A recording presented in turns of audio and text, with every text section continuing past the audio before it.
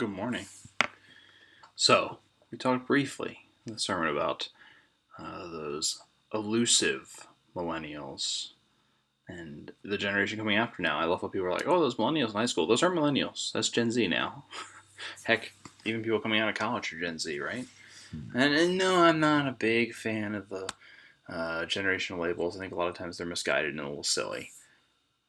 But the data we get on, I'll say, 35 and under is fascinating because it's very different from people Gen X and older. Very different.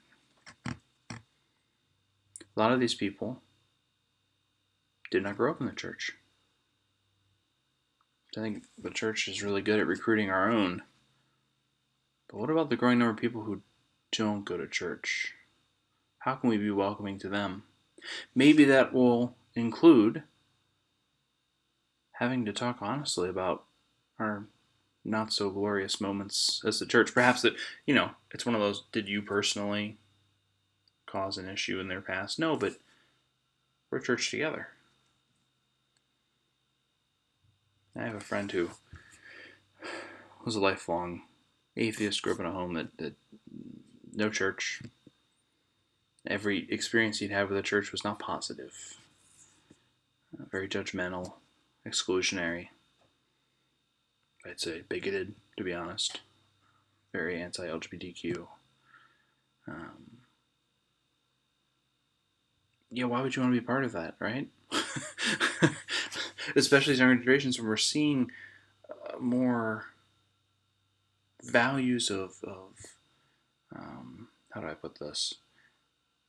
Justice, advocacy for all.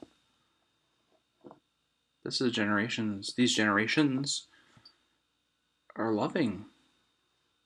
And maybe they do things differently. Sometimes they annoy things. I'm sorry, all people annoy me. I don't care what generation you are, right?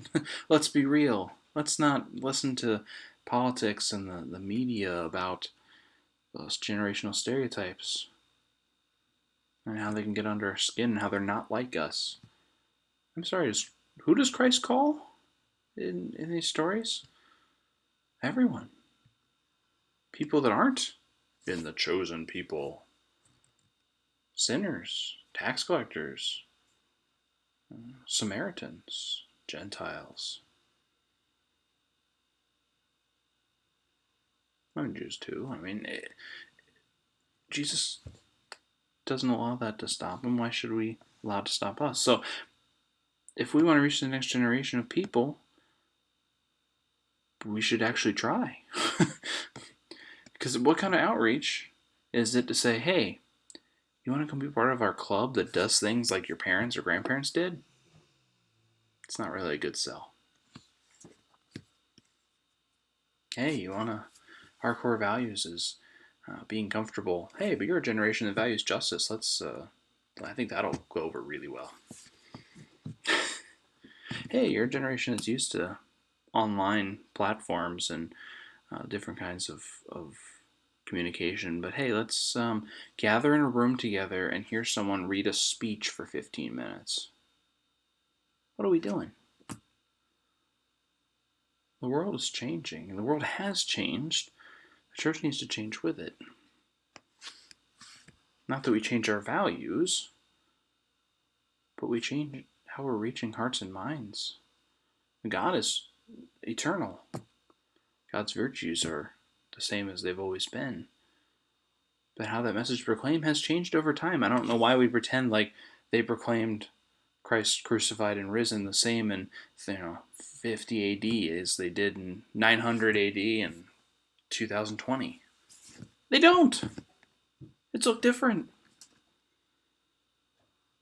Now look at the data we have on millennials and Gen Z.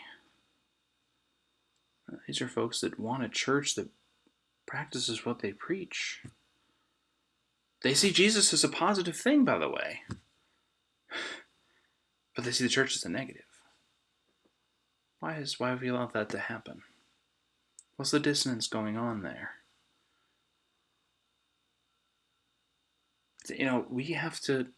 We've allowed the church sometimes to get in our own way. We have to go out of our own way to reach people. It's not even just getting the obstacles out of our way. We have to go beyond even that.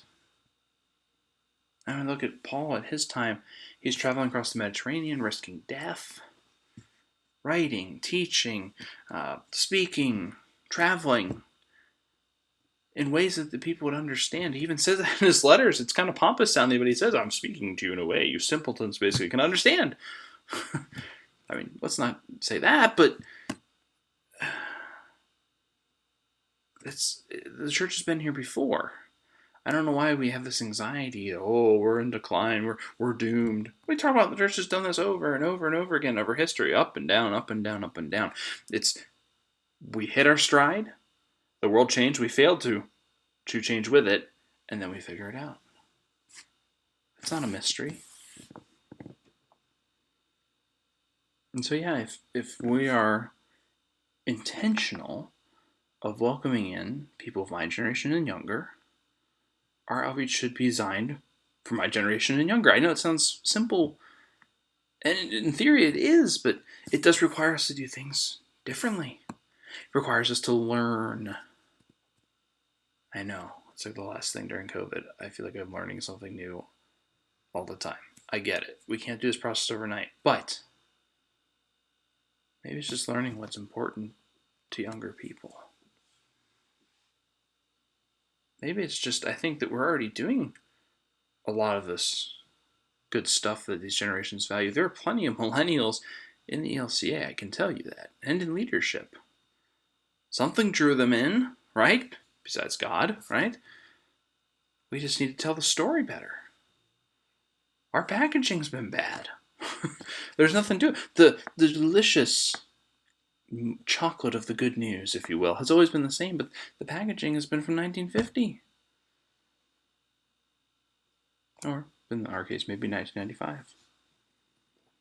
Very neon colored, I guess. 90s is something. Anyway, I was very young. Anyway,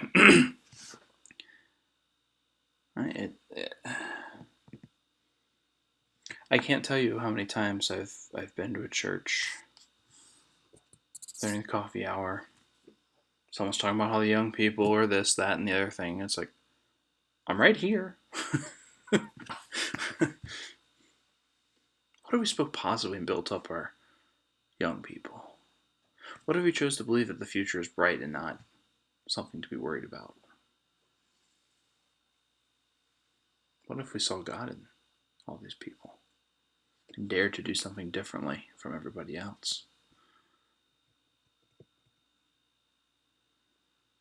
You know, so many these people talk about the church has changed too quickly. I love that. It changed too quickly. It took us 2,000 years to get to 2009 in the LCA, but it was too quick. Could we be a little faster than that this time, right?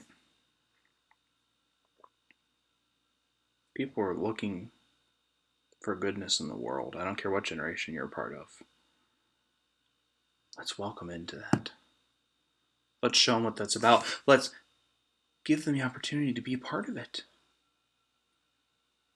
I can't tell you how many people, especially young people, who tell me, I wish there's something I could do. I voted. There's nothing else I can do. Yes, there is. And there's a place. Well, there's a whole bunch of people who think the same way, who believe in something greater than themselves, who work together to change the world. All right, I've gone on really long again. Tomorrow, I will attempt to wrap this up. Pray for me.